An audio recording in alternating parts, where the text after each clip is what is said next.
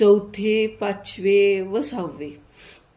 राजा शबी चक्रवर्ती कृपाळू दयाळू भूती, तुळविला अंती तुळे मास तयाती, कर्ण भिडाता समरंगी, बाणी व्यापले राणी मागासी पडोनी, तेथे दात तयाचे भळी सर्वस्व उदारे, जेने उद्धारिला करुणिया काहर, तो पातळी घातला अर्थ.